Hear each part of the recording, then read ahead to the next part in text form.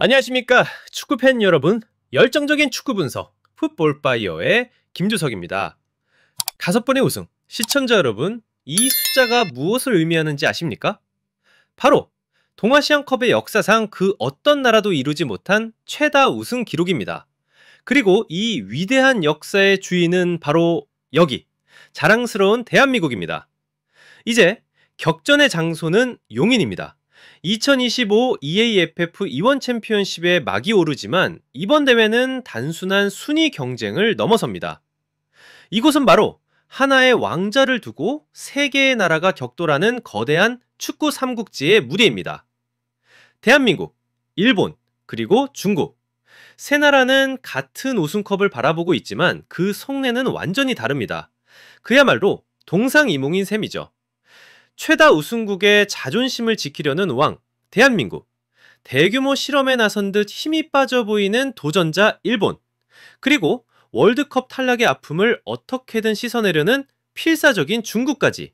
자존심과 전략, 명분과 실리, 그리고 가짜의 복잡한 셈법이 치열하게 맞붙을 이 대결의 최종 승자는 과연 누가 될 것인지 오늘 저 김주석이 그 흥미진진한 서막을 여러분과 함께 열어보겠습니다. 자, 그럼 이제 본격적으로 이 거대한 삼국지의 판 위로 들어가 보겠습니다. 이 용인 미르스타기움에 짙은 전운이 감돌고 있습니다. 이 거대한 체스판 위에는 3명의 플레이어가 각기 다른 깃발과 야망을 품고 이미 자신의 자리를 잡았습니다. 가장 먼저 이 무대의 주인이자 왕자를 지키는 자, 바로 우리 대한민국입니다. 우리는 개최국이라는 자존심과 함께 동아시안컵 최다 우승국이라는 빛나는 왕관의 무게까지 동시에 짊어지고 있습니다. 모든 국민의 기대와 시선이 우리 태극전사들의 어깨 위에 놓여 있습니다. 부담감요? 물론 엄청납니다. 하지만 그것이 바로 왕의 숙명 아니겠습니까? 그 다음은 우리의 영원한 라이벌, 하지만 이번엔 어딘가 힘이 빠진 듯한 도전자, 일본입니다. 입으로는 우승을 외치고 있지만 이번 대회를 위해 그들이 꾸린 선수 명단을 보면 고개를 갸웃하게 만듭니다. 과연 정상에 대한 열망이 있는 것인지 아니면 다른 꿍꿍이가 있는 것인지 그 진짜 속내가 궁금해지는 대목입니다. 마지막으로 벼랑 끝에 선 승부사 중국입니다. 월드컵 최종 예선 탈락이라는 뼈아픈 상처를 입은 중국은 이번 대회에 말 그대로 젖먹던 힘까지 쥐어 짜내고 있습니다. 더 이상 잃을 것이 없다는 그들의 절박함이 오히려 예측할 수 없는 가장 위험한 변수가 될 수도 있습니다. 왕, 도전자, 그리고 벼랑 끝의 승구사, 이렇게 각기 다른 목표와 동기를 가진 세 나라가 이제 곧 정면으로 충돌합니다. 자, 그럼 삼국지의 첫 번째 세력, 이 대회의 주인이자 절대 강자인 대한민국의 속내를 가장 먼저 들여다보겠습니다. 시청자 여러분, 홍명보 감독이 이끄는 우리 대표팀의 목표는 무엇일까요? 당연히 6번째 우승 트로피입니다. 홈에서 열리는 대회 최다 우승국이라는 타이틀. 우리에게 우승은 선택이 아니라 의무입니다. 변명이나 이유는 없습니다. 우리가 바로 이 무대의 주인이기 때문입니다. 하지만 홍명보 감독과 우리 축구 팬들의 시선은 단순히 눈앞의 우승 트로피 그 너머를 향하고 있습니다. 바로 이것이 이번 대회를 임하는 우리 대한민국의 핵심, 두 마리 토끼 전략입니다. 우승이라는 현재의 성과와 월드컵으로 향하는 미래의 해답을 동시에 찾아야 하는 고차원적인 미션인 것이죠. 기사에서 언급된 그대로 이번 대회의 핵심 화두는 바로 옥석 가리기입니다. 진흙 속에 숨겨진 보석과 옥을 가려내는 작업 말입니다. 우리는 지금 이 자리에서 간절하게 묻고 있습니다. 제2의 김민재는 누구인가? 제2의 손흥민, 제2의 이강인은 과연 어디에 있는가? 손흥민, 이강인, 황희찬, 황인범, 그리고 김민재, 유럽을 호령하는 이 자랑스러운 선수들을 뒷받침하고 때로는 그들과 경쟁할 새로운 피를 찾는 것, 이것이 우승보다 더 중요할 수 있는 우리의 진짜 목표입니다. 특히 이번 옥석 가리기의 최우선순위는 바로 수비 라인입니다. 그동안 우리는 김민재, 조유민, 권경원 등 해외파 선수들에게 수비의 많은 부분을 의존해왔습니다. 하지만 월드컵이라는 긴 여정에서 안정적인 수비를 구축하기 위해서는 더 두터운 선수층이 반드시 필요합니다. 이번 대회는 K리그와 J리그에서 빛나고 있는 새로운 수비수들이 자신의 가치를 증명할 최고의 시험대가 될 것입니다. 바로 이 지점에서 이번에 처음으로 태극마크를 단 과차명의 새로운 얼굴들에게 우리의 모든 시선이 쏠리고 있습니다. 이 과차명의 신예 선수들은 단순히 스쿼드를 채우기 위해 뽑힌 것이 아닙니다. 그들은 대한민국 축구의 미래가 될 수 있다는 가능성을 품고 홍명보 감독의 부름에 답한 예비 스타들입니다. 결국 이것이 바로 최다 우수국의 부담감의 실체입니다. 우리는 그냥 이기면 안 됩니다. 미래를 위한 청사진을 제시하며 이겨야만 합니다. 과정과 결과를 모두 잡아야 하고 승리와 세대교체라는 두 가지 목표를 모두 달성해야 하는 것. 이것이야말로 진정한 강자에게만 주어지는 무겁고도 영광스러운 책무인 것입니다. 자, 그럼 이제 우리의 영원한 라이벌이죠. 일본으로 시선을 돌려보겠습니다. 모리아스 감독, 물론 입으로는 이번 대회 목표가 우승이라고 말합니다. 두 차례 우승 경험도 있으니 당연한 이야기처럼 들릴 수도 있겠죠. 하지만 시청자 여러분, 말과 행동이 다를 때 우리는 그 행동에서 진심을 읽어야 합니다. 일본이 이번 대회를 위해 내놓은 선수 명단을 보면 그들의 말에 커다란 물음표가 붙습니다. 기사의 표현을 빌리자면 솔직히 눈에 힘이 다소 빠져 보이는 게 사실입니다. 한번 보시죠. 최종 명단 20전명 중에 대표팀에 처음 뽑힌 선수가 몇 명인지 아십니까? 무려 12명입니다. 12명이요. 팀의 거의 절반이 A매치 경험이 없는 신입 선수라는 이야기입니다. 이것만으로도 이미 고개를 갸웃하게 만드는데 모리아스 감독은 직접 이렇게 말했습니다. 지금까지 소집하고 싶어도 하지 못했던 선수들을 뽑았다. 네? 소집하고 싶었지만 못했던 선수들이요? 그 말은 즉 최고의 선수들이 아니라 차선책 혹은 실험 대상이라는 것을 스스로 인정한 셈 아닙니까?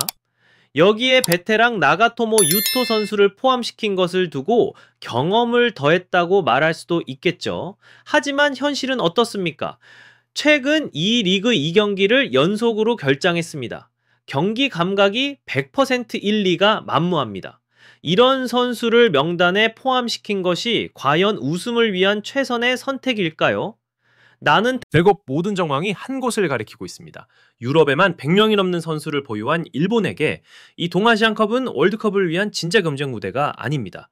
J리그 선수들을 점검하고 가능성을 테스트하는 그 이상도 그 이하도 아닌 것으로 보입니다. 그래서 저는 일본에게 이렇게 묻고 싶습니다. 이게 정말 우승을 향한 최정예 스쿼드입니까? 아니면 그냥 대표팀의 유니폼을 입혀놓은 대규모 실험장일 뿐입니까? 글쎄요.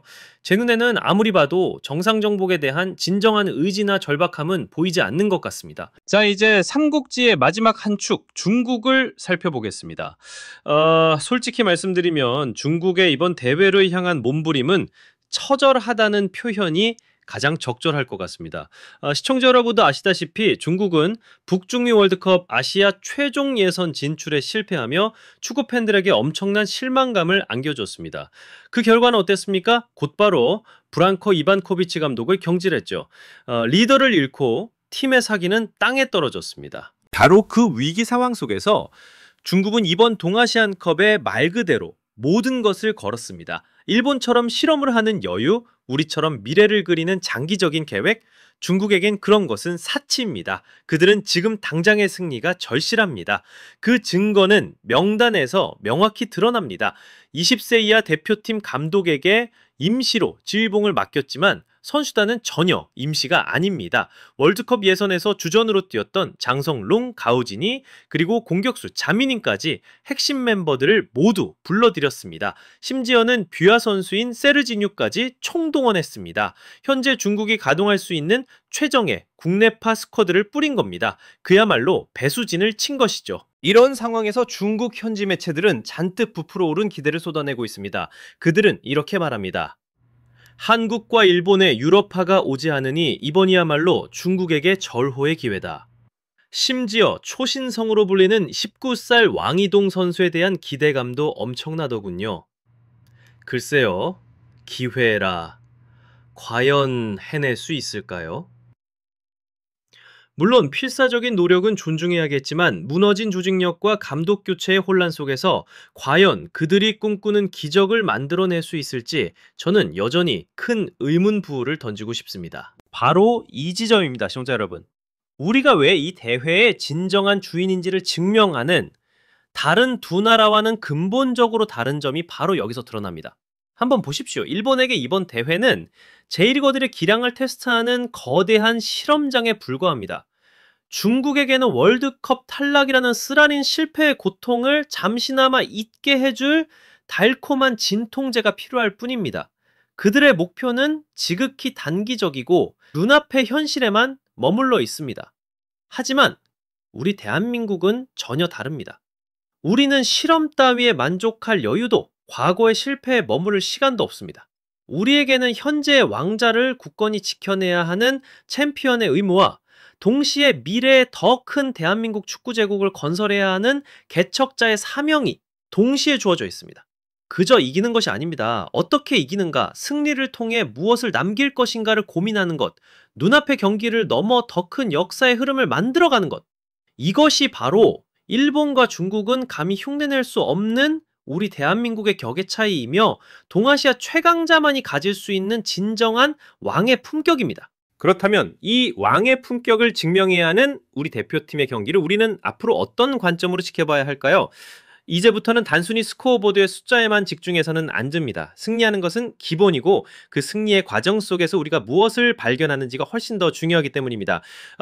홍콩과의 첫 경기부터 숙명의 라이벌인 중국과 일본을 상대하는 모든 경기 하나하나가 우리에게는 거대한 오디션 무대와도 같습니다. 특히 이번에 처음으로 태극마크를 가슴에 단 2명의 선수들에게는 더욱 그렇습니다. 그들의 모든 플레이가 대한민국 축구의 미래를 가늠하는 척도가 될 것입니다. 우리는 함께 지켜봐야 합니다. 우리의 후방에 유럽 최고의 수비수로 우뚝 선 철기동 김민재처럼 상대 공격수를 압도하는 새로운 벽이 나타나는지 두 눈을 크게 뜨고 찾아봐야 합니다. 우리의 최전방에 월드클래스 공격수 손흥민과 황소 황희찬처럼 단 한 번의 움직임으로 상대 수비 라인 전체를 폭발적으로 무너뜨릴 수 있는 날카로운 창을 발견할 수 있을지 우리는 매 순간 확인해야 합니다. K리그와 J리그에서 최고의 활약을 펼치던 선수들이 이 대표팀 유니폼의 무게를 견디고 유럽파 선배들의 자리를 위협할 만한 잠재력을 보여줄 수 있을지 우리는 냉철하게 평가해야 합니다. 물론 이 모든 것을 증명해야 하는 선수들에게 주어지는 압박감은 상상을 초월할 것입니다. 하지만 시청자 여러분, 엄청난 압박감은 때로 선수를 질식시키기도 하지만 세상에서 가장 강한 압력이야말로 평범한 탄소를 눈부시게 빛나는 다이아몬드로 만드는 유일한 방법입니다. 우리는 그 다이아몬드가 탄생하는 순간을 기다리고 있는 것입니다. 좋습니다. 시청자 여러분, 우리는 왕자를 지키며 미래를 꿈꾸고 일본은 실험을 하고 중국은 벼랑 끝에서 발버둥 칩니다. 각자의 목표가 다르고 꿈이 다릅니다. 하지만 그 모든 냉철한 전술 분석, 옥석 가리기라는 전략적 목표, 그리고 우승컵의 향방을 넘어서는 우리 대한민국 축구팬들의 가슴 속에서 절대로 변하지 않는 단 하나의 진실이 있습니다. 수많은 밤을 지새우게 하고 우리를 함께 웃고 울게 만들었던 바로 그것, 바로 우리의 자존심입니다. 그리고 그 자존심이 가장 뜨겁고 가장 선명하게 폭발하는 단 하나의 무대가 있습니다. 그 어떤 설명도 필요 없는 세 글자, 바로 숙명의 대결, 한일전입니다. 우승 물론 중요합니다. 제2의 손흥민을 찾는 것 당연히 필요합니다. 하지만 목표가 무엇이든 선수 구성이 어떻든 그 어떤 상황에서든 일본과의 경기에서만큼은 승리해야만 합니다. 이것은 선택이 아닙니다. 숙명입니다. 실험? 좋습니다. 하지만 일본을 상대로는 실험조차 용납할 수 없습니다. 이 경기에서의 승리만큼은 절대로 양보할 수 없습니다. 이것은 단순한 축구 경기가 아니라 우리의 모든 것을 건 전쟁이기 때문입니다. 이렇게 삼국의 체스판은 이미 놓였습니다. 어딘가 힘이 빠진 일본, 필사적인 중국, 그리고 그 사이를 오직 우리 대한민국만이 동아시아의 진정한 챔피언이자 왕의 자세로 당당하게 걸어가고 있습니다. 물론 눈앞에 우승컵과 빛나는 미래라는 두 마리 토끼를 한 번에 잡아야 하는 것은 결코 쉽지 않은 무거운 과업입니다. 하지만 저는 우리 자랑스러운 태극전사들이 그 무거운 부담감을 이겨내고 결국에는 반드시 해낼 것이라고 굳게 믿어 의심치 않습니다. 이제 우리 모두가 한마음 한뜻으로 지켜보며 그들에게 뜨거운 박수와 응원을 보낼 시간입니다. 자, 지금까지 저 김준석의 분석이었습니다. 그럼 이제 시청자 여러분의 차례입니다. 여러분의 생각은 어떻습니까? 이번 2025 동아시안컵의 우승컵은 과연 어느 나라가 차지하게 될까요? 그리고 더 중요하게는 이번 대회를 통해 우리가 발견하게 될 대한민국의 새로운 스타, 우리 가슴을 뛰게 할 새로운 보석은 과연 누가 될 것이라고 예상하십니까? 여러분들의 날카롭고 흥미진진한 예상을 아래 댓글로 마음껏 남겨주시기 바랍니다. 오늘 영상이 뜨거우셨다면 좋아요와 구독 버튼 잊지 마시고요. 저는 다음 경기 더 뜨거운 분석으로 다시 찾아뵙겠습니다. 지금까지 풋볼파이어의 김주석이었습니다. 감사합니다.